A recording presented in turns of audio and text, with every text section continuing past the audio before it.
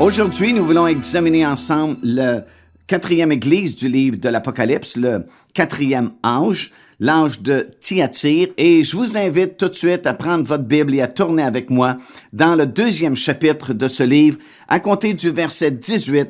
Maintenant, l'âge de Thyatire est le plus long de tous les âges, de tous les 7 âges de l'Église, et couvre la période entre l'an 600 et l'an 1520. Le mot Thyatire lui-même a plusieurs significations, comme château riche ou encore sacrifice sans fin. C'est aussi le plus long des messages des 7 églises de l'Apocalypse. Plusieurs versets, comme nous venons de lire, c'est le plus long message adressé aux 7 églises de l'Apocalypse. C'est l'âge où une grande partie de l'Église fut sous l'autorité de l'Empire romain, et c'est pourquoi il est appelé l'âge des ténèbres, l'âge dans lequel on a connu les profondeurs de Satan lui-même, comme nous venons de lire dans le texte biblique. Maintenant, comme nous avons expliqué dans notre enregistrement précédent, à la suite de l'édit de Constantin, tout l'Empire romain est devenu chrétien, mais malheureusement, il est devenu chrétien de nom seulement. On a déjà expliqué que le mot chrétien en lui-même n'est pas un mauvais mot, c'est une bonne définition des enfants de Dieu, ça veut dire comme Christ, semblable à Christ. Mais lorsque cet édit a été publié par Constantin, on a perdu de vue, comme on a déjà expliqué également, que ça prenait absolument une nouvelle naissance pour être appelé chrétien. Ça prenait une repentance du cœur, ça prenait l'intervention du Saint-Esprit.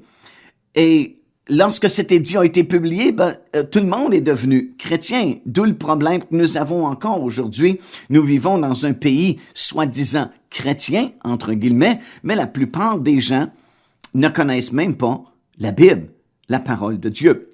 Alors à cette époque-là, lorsque l'empereur a adopté sa nouvelle foi, en 312, juste avant la victoire du pont de Milvius, comme on a expliqué, alors qu'il a vu une croix dans le ciel, il n'a pas supprimé tout de suite le culte de ses anciens dieux, et les images du culte solaire figurent sur ses mollets jusqu'en l'an 320. Et plusieurs autres divinités païennes ont continué d'être adorées. C'est sûr que Constantin a fait un certain ménage dans les années suivantes, mais quand même, on a vu le paganisme être mêlé au christianisme quand même durant toutes ces longues années-là, jusqu'au concile de Nicée, comme on a expliqué, alors que des nouveaux dogmes ont été votés, adoptés, tels qu'on a mentionné lors de notre dernier enregistrement également, des dogmes nouveaux qui ne sont pas dans la parole de Dieu, mais qui ont été acceptés par tout le monde, parce que soudainement, tout le monde était chrétien, et puis on se fie un petit peu à ces conciles où les décisions étaient prises par certains évêques, certaines personnes sous l'influence majeure de Constantin, bien sûr, à cette époque-là. Non seulement Constantin a fait cela, mais il a aussi établi une ville, une capitale dite chrétienne, qui s'appelait à l'époque la ville de Constantinople, qui est appelée aujourd'hui la ville d'Istanbul. Et ça va nous expliquer bien les choses. On va en parler beaucoup plus tard, évidemment, lorsqu'on va rentrer dans les grandes prédictions, les prophéties de Daniel, le grand prophète qui a fait parmi les plus grandes prophéties de toute la Bible. Une de ces grandes prophéties, c'est dans le 2e chapitre du livre de Daniel, où celui-ci va nous expliquer les empires mondiaux qui vont se succéder au gouvernement mondial à partir de celui de Babylone, celui des Perses, celui de la Grèce, et finalement va annoncer d'avance cet empire de Rome qu'on est en train de voir ici en pleine force, en pleine puissance. Et puis, il va nous expliquer qu'il va se produire une division symbolisée par les 2 jambes de la statue, l'Est et l'Ouest qui se sont divisés, pour finalement nous expliquer que dans la fin des temps, là où nous sommes présentement, ce 4e empire, celui de Rome, qui s'est divisé, Est-Ouest, les 2 jambes de la statue, et qui finalement est disparu de la circulation, va réapparaître comme la dernière puissance mondiale juste avant que le royaume de Dieu ne soit établi de façon définitive sur la planète, et c'est symbolisé par les 10 doigts de pied de la statue, les 10 orteils de la statue. Maintenant, ça, on va vous l'expliquer en détail plus tard dans cette série. Alors, c'est ce qu'on est en train de voir ici. Voyez-vous, l'histoire confirme les prophéties de Daniel, qui nous a expliqué cette division entre l'Est et l'Ouest. Bien, voici l'Est et l'Ouest qui se divisent ici. Et Constantin, à l'Est, va bâtir cette ville qui va devenir la capitale chrétienne. C'est de là que les croisés vont sortir, par exemple, comme je vais vous expliquer dans quelques instants, la ville de Constantinople. Et c'est réel, c'est contemporain encore une fois aujourd'hui parce qu'on vient de découvrir une pièce de monnaie qui a été frappée à cette époque-là et c'est un numismate, M. Harlan J. Perk de Chicago, tel qu'on le lit dans un article paru dans le journal La Presse du 16 août 1996 qui présente une pièce d'argent jusqu'à présent inconnue et qui souligne les débuts du christianisme dans l'Empire romain, le 11 mai de l'an 330. La pièce de monnaie est frappée de cette date-là. Et ça marque le début du christianisme dans l'Empire romain. La pièce de monnaie a été frappée justement à l'occasion de la consécration de Constantinople comme capitale de l'Empire chrétien de Constantin Ier le Grand. M. Burke a acheté la pièce, nous dit l'article, dans une exposition et des recherches lui ont ensuite permis de réaliser l'importance de son acquisition qui vaut au-delà de 600 000 $ aujourd'hui. Alors, ça vient confirmer ce que je suis en train de vous dire, qu'il y a eu cette capitale de Constantinople qui est devenue une capitale chrétienne et ça confirme les prophéties de la parole de Dieu qui avait été donnée il y a des milliers d'années auparavant par le prophète Daniel alors qu'il était en captivité à Babylone, qui s'appelle aujourd'hui, bien sûr, l'Irak, comme nous le savons. Alors, à partir de ce moment-là, ce fut la période byzantine. On a entendu parler souvent des Byzantins puis des constructions des Byzantins. Bien, ça part de cela parce que la fondation de Constantinople, en fait, va marquer une étape supplémentaire dans le déclin de Rome et de l'Italie, plus généralement dans celui des provinces occidentales, parce que Constantin va se tenir beaucoup plus dans la région de Constantinople qu'il va se tenir vraiment à Rome. Alors, c'est l'ancienne place de Byzance, comme ça s'appelait, qui est devenue Constantinople, qui aujourd'hui est appelée Istanbul. Et c'est de là que viennent les Byzantins qui ont fait beaucoup de constructions, comme on va avoir certainement l'occasion de parler un petit peu plus tard dans notre série d'études. C'est aussi durant cet âge-là, des années, comme on a mentionné, 600 jusqu'à l'année 1520, l'époque des fameux croisés avec leurs croisades. C'était un nom donné aux expéditions militaires entreprises du 6e au 8e siècle par les chrétiens d'Occident à l'instigation de la papauté qui leur fixa pour but la délivrance des lieux saints occupés par les musulmans. Favorisés par les conditions sociales et économiques de l'Europe occidentale, à ce moment-là, il y a eu la hausse démographique qui a fait un manque de terres exploitables, la croissance de l'économie monétaire et des échanges. Les croisades trouvent leurs origines lointaines dans les prescriptions ecclésiastiques du 9e siècle qui sanctifient la lutte contre les infidèles pour la défense des chrétiens opprimés et leur cause immédiate dans l'invasion de l'Asie mineure, de la Syrie, par les Turcs qui occupent à ce moment-là la ville de Jérusalem en l'an 1077. Maintenant, en l'année 1095, au concile de Clermont, le pape Urbain II appelle la chrétienté occidentale à se porter au secours des chrétiens d'Orient opprimés par les Turcs et à libérer les lieux saints, déclenchant ainsi la première croisade dont les participants bénéficieront d'une indulgence plénière. Imaginez-vous s'ils vont participer à cela. Mais parmi les 8 croisades, seules les 3 premières seront des expéditions à caractère strictement religieux, car à la finalité spirituelle des 5 autres s'ajouteront des objectifs politiques ou économiques.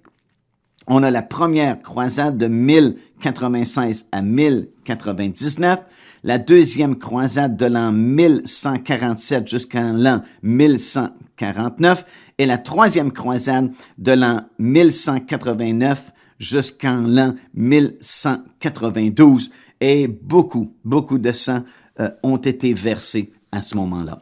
Maintenant, en l'an 325, Constantin avait réuni le concile de Nicée, près de Byzance, justement, au cours duquel Macarius, évêque d'Alélia Capitolina, nom qu'on avait donné à la ville de Jérusalem, rencontra Hélène, la mère de Constantin. Celle-ci visita Jérusalem en l'an 326 et elle chercha et trouva, selon elle, bien sûr, les lieux où s'étaient déroulés les épisodes principaux de la vie de Jésus et elle les fit bâtir des églises. C'est la raison pour laquelle, lorsque vous faites un voyage organisé, par exemple, en Israël, vous voyez tellement d'églises catholiques sur de nombreux sites bibliques. Et souvent, les gens demandent comment se fait-il qu'il y a tellement d'églises catholiques sur tous les sites où Jésus a passé? Bien, c'est à cause principalement d'Hélène, la mère de Constantin, qui a visité Jérusalem en l'an 326 et qui, a dit, c'est ici qu'il s'est passé telle chose, événement de la vie de Jésus, on va bâtir une église ici. Et c'est la raison, c'est ce qui explique en partie les nombreuses églises que nous avons en Terre Sainte. Et quelquefois, c'est très désolant parce qu'ils vont briser vraiment le site, la beauté originale du site en construisant d'affreuses structures, quelquefois, comme c'est le cas, par exemple, à Capharnaüm, sur le bord de la mer de Galilée, où on a certains vestiges, dit-on, de la maison de Pierre, là où la belle-mère de Pierre aurait été guérie, par exemple, par le Seigneur Jésus.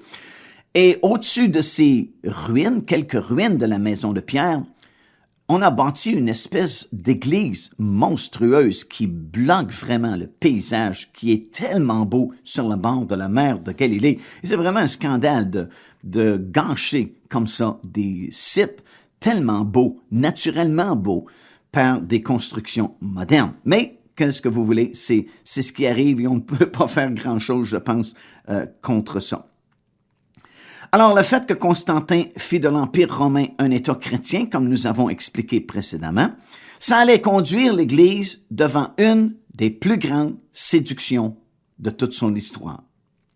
Dans ce message à l'Église de Thyatire, cette séduction est appelée les profondeurs de Satan.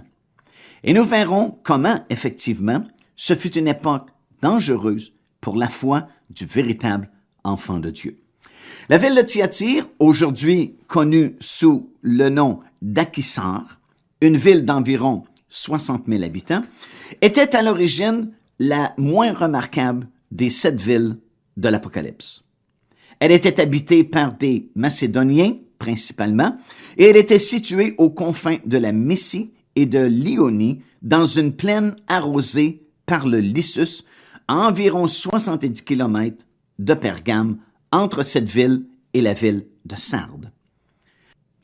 De nombreuses rivières aussi l'entouraient, mais elles n'étaient pas vraiment belles puisqu'elles étaient infestées de sangsues. Elle ne possédait pas l'importance politique des autres villes d'Asie et sa caractéristique la plus favorable était sa richesse due à ses corporations vraiment de potiers, de tanneurs, de tisserands, de teinturiers, de tailleurs et vraiment toutes sortes de métiers qui étaient formés dans cette ville-là en groupements très distincts qu'on appelait des corporations. Et on va voir dans quelques instants toute l'importance de ces corporations-là et leurs influences vraiment sur la vie sociale et religieuse de la ville. Lydie, la vendeuse de pourpre, venait de cette ville. Elle fit la rencontre de l'apôtre Paul dans la ville de Philippe, dans un lieu de prière, et se convertit lorsque la parole de Dieu lui fut annoncée. Elle fut ainsi la première Européenne convertie par l'apôtre Paul, telle que nous le lisons dans le livre des Actes des Apôtres, le chapitre 16 et au verset 14. Maintenant, le Saint-Esprit a choisi cette ville de Thyatire comme étant celle qui contenait déjà les éléments spirituels du 4e âge qui devait venir à cause de sa religion. La religion principale de Thyatire était le culte d'Apollon Tyrimnaoi, qui étaient joints au culte d'adoration de l'empereur. Apollon était le dieu soleil et le plus puissant après son père Zeus. Il était connu comme celui qui éloigne le mal. Il présidait aux joies religieuses et à l'expiation. Platon dit de lui, il explique aux hommes l'institution des temples, des sacrifices et autres services aux divinités, en plus des rites associés à la mort et à l'après-vie. Il communiquait aux hommes sa connaissance du futur et la volonté de son Père au moyen de prophètes et des oracles qu'il prononçait. On venait consulter, comme on le fait encore aujourd'hui, alors que les médiums remplissent nos petits écrans. C'est à peu près la même chose à cette époque-là. On prédisait l'avenir par ces prophètes qui parlaient au nom de ces divinités-là. Et aujourd'hui encore, nos appareils de télévision sont remplis de médiums dans nos villes, dans nos centres d'achat où les gens vont courir pour se faire prédire l'avenir. C'est pas nouveau, c'est une recrudescence à notre époque puisque nous sommes rendus à la fin, comme nous allons l'expliquer un petit peu plus tard aussi. Alors à Thyatire, ce rituel était conduit par une prophétesse assise sur une chaise à 3 pieds et qui délivrait ses messages en état de transe. Maintenant, l'emprise de cette religion était vraiment remarquable dans la ville de Thyatire. Elle résidait surtout dans le fait que personne ne pouvait appartenir à ces fameuses corporations de métiers que je viens de mentionner sans qu'il appartienne au temple et qu'il adore ses idoles. Autrement dit, si vous voulez travailler dans la ville de Thyatire, vous devez faire partie de ces corporations, des différents corps de métiers qu'on a mentionnés il y a quelques instants. Et pour faire partie de ces corporations-là, vous devez être attaché au temple. Et vous devez adorer les mêmes idoles. Sinon, vous ne pouvez pas pleinement participer à la vie sociale de l'époque. Il fallait être un païen idolâtre et pratiquant pour participer pleinement aux activités de la ville. Alors imaginez-vous la situation des chrétiens dans cette ville. Il fallait vraiment qu'ils soient déterminés à suivre le Seigneur Jésus-Christ, peu importe. Maintenant, de même qu'une femme conduisait à l'idolâtrie au temps de l'église de Thyatire, la séduction qui viendrait durant ce 4e âge est représentée dans cette église, dans les années 600 jusqu'à 1520, comme on a dit, par une femme qui s'appelle Jézabel. La fausse prophétesse, symbole, en fait, du système romain mis en place par Constantin. Alors, j'espère que vous me suivez. On a expliqué qu'avec la venue de Constantin, l'Empire romain a été soudainement déclaré chrétien. Soudainement, les persécutions ont cessé contre les véritables enfants de Dieu, qui n'étaient plus obligés de se cacher dans les cavernes pour avoir leurs réunions et les choses semblables. Leurs biens n'étaient plus confisqués lorsqu'ils s'avouaient chrétiens. Mais on a perdu, évidemment, la pureté de la parole de Dieu, comme on a déjà expliqué, la nouvelle naissance, la repentance et l'enseignement pur et simple des Écritures au profit de dogmes et de toutes sortes d'autres credos que nous avons ajoutés, des ordonnances humaines qui ont été ajoutées et finalement, bien, la majorité des gens ne connaissaient même plus la parole de Dieu. Et c'est un système terrible parce qu'il vient nous voler la parole du Seigneur qui nous donne notre foi. La foi vient de ce qu'on entend vient de la parole de Dieu. Et si on n'a plus l'enseignement de la parole de Dieu, on n'a plus rien du tout parce que c'est de là que proviennent les enseignements véridiques de Dieu. Alors, cette femme, Jézabel, qui agissait comme une fausse prophétesse dans l'église de Thyatire à l'époque de Jean, représente ce système-là, le système de l'Empire romain.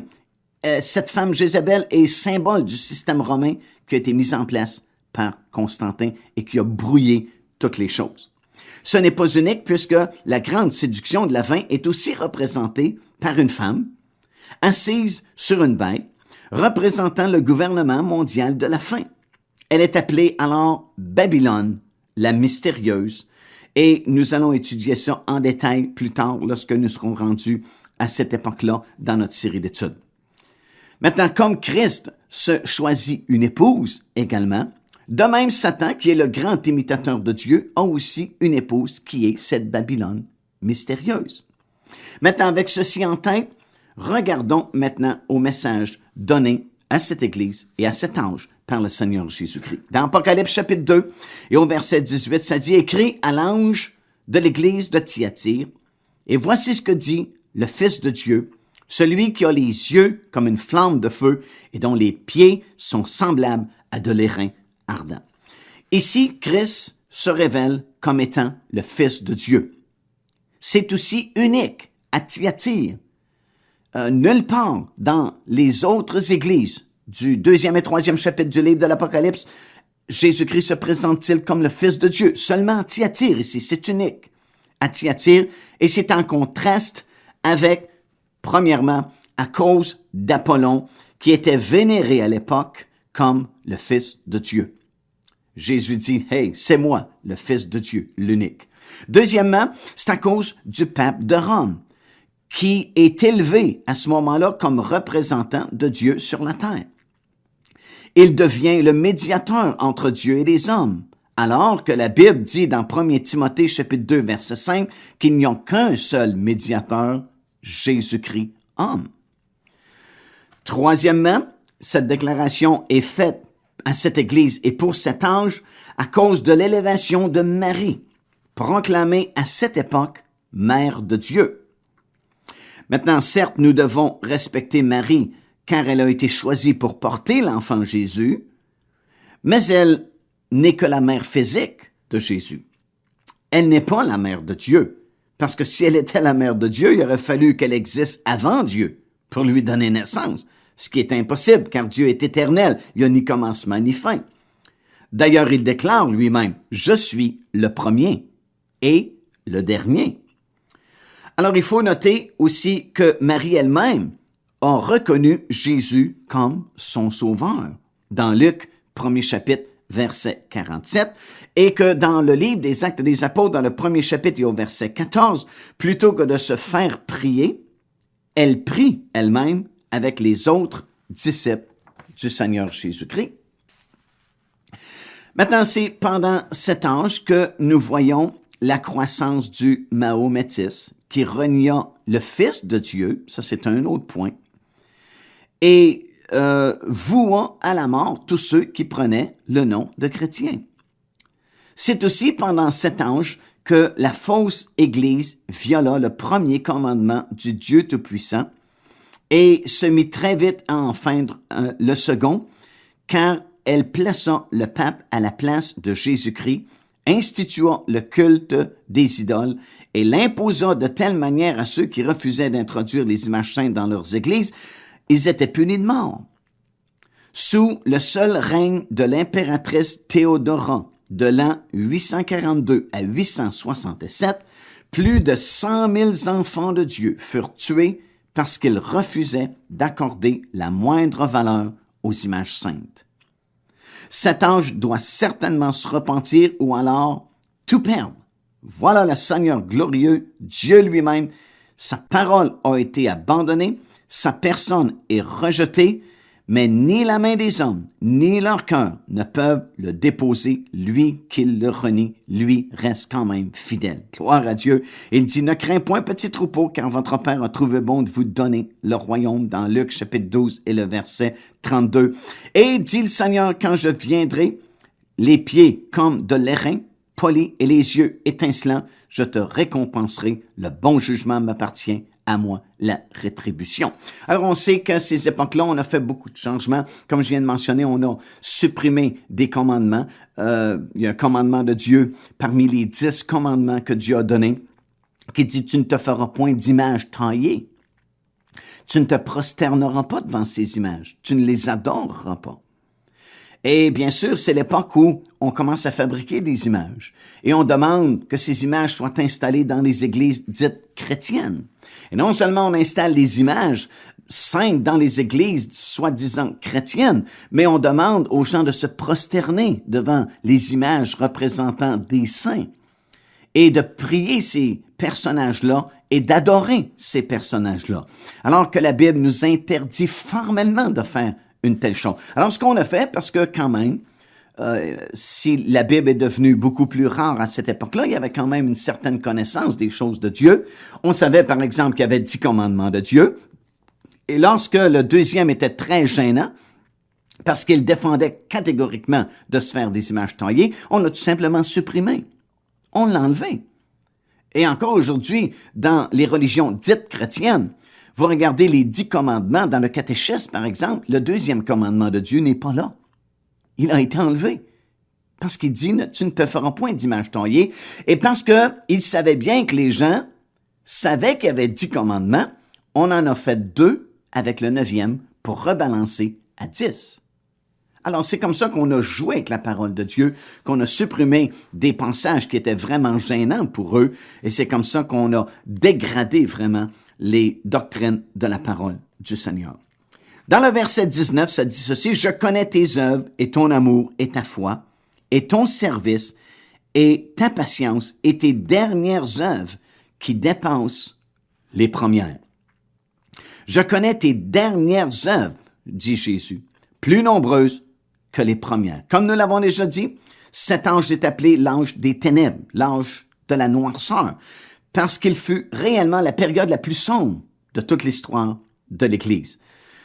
C'est l'ange dans lequel vécut le pape Innocent III, qui se proclamait le vicaire de Christ, suprême souverain de l'Église et du monde, et qui institua l'Inquisition, comme on a brièvement parlé il y a quelques minutes, qui versa cette Inquisition ou ces Inquisitions, plus de 100 sous sa direction qu'à aucune autre époque, excepté pendant la Réforme.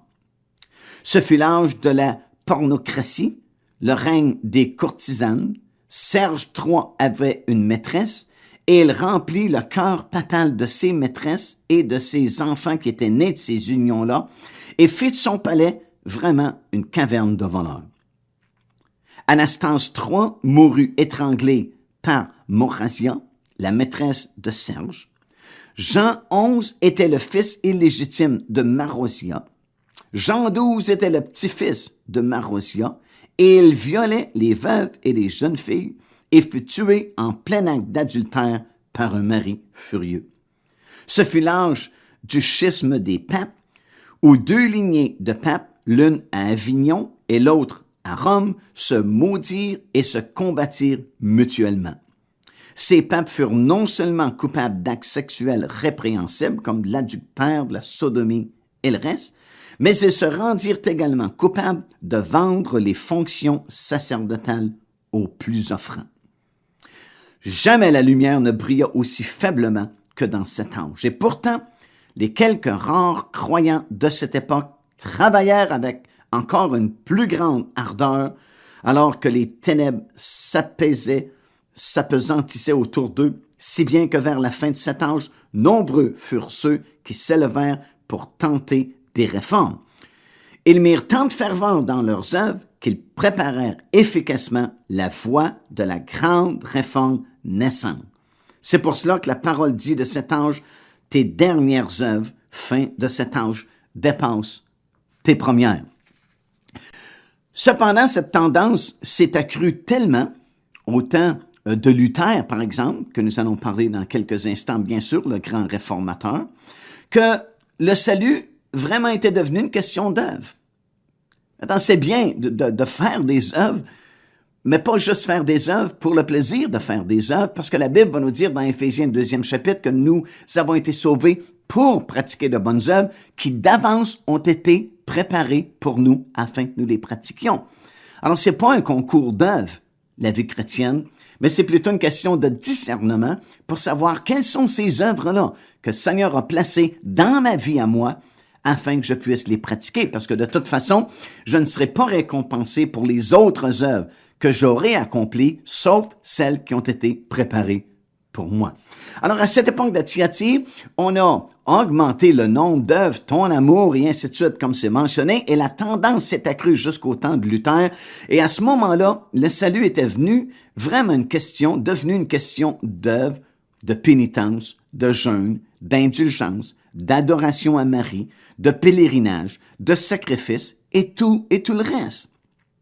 Et c'est Luther, en fin de compte, le principal réformateur, qui tenta désespérément à l'époque et sans succès d'obtenir la paix de son âme par l'observation de toutes ses ordonnances. Voilà un homme sincère qui cherche à obtenir la paix du cœur en observant tout ce qu'on lui dit, les œuvres, les pénitences, les indulgences et ainsi de suite, sans jamais trouver cette assurance et cette paix profonde dans son cœur. Sa longue recherche le conduira à la réalisation que tout est déjà accompli par Jésus-Christ et que nous ne pouvons être sauvés que par la foi dans l'œuvre que Christ a accomplie pour nous sur la croix de Golgotha. Autrement dit, en cherchant pourquoi il n'y a pas cette paix dans son cœur, malgré le fait qu'il met les bouchées doubles et qui fait et qui a œuvre par-dessus œuvre, pénitence par-dessus pénitence, accumule les indulgences et malgré tout, il n'obtient pas la paix dans son cœur et dans son âme, va chercher pourquoi ça fonctionne pas et ça va le conduire à cette réalisation-là qu'on n'a pas besoin de faire d'œuvre pour avoir la paix. On n'a pas besoin de pénitence, pas besoin d'indulgence, pas besoin de pèlerinage, pas besoin de sacrifice, puisque la Bible dit que tout est déjà accompli en Jésus-Christ. C'est Christ qui a fait toutes ces choses pour nous sur la croix de Golgotha et finalement, c'est par la foi que nous l'obtenons. Des versets 20 jusqu'au verset 23, ça va dire ceci, « Mais ce que j'ai contre toi, c'est que tu laisses la femme Jézabel, qui se dit prophétesse, enseigner et séduire mes serviteurs pour qu'ils se livrent à l'impudicité et qu'ils mangent des viandes sacrifiées aux idoles. Je lui ai donné du temps afin qu'elle se repentît, et elle ne veut pas se repentir de son impudicité. Alors voici, je vais l'acheter sur un lit et envoyer une grande tribulation à ceux qui commettent adultère avec elle, à moins qu'ils ne se repentent de leurs œuvres. Je ferai mourir de mort ses enfants, et toutes les églises connaîtront que je suis celui qui sonde les reins et les cœurs.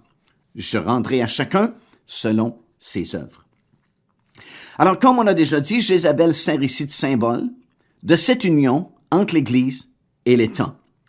C'est un symbole de l'Église de Rome, l'Église papale, qui s'éleva avec puissance à cette époque de noirceur.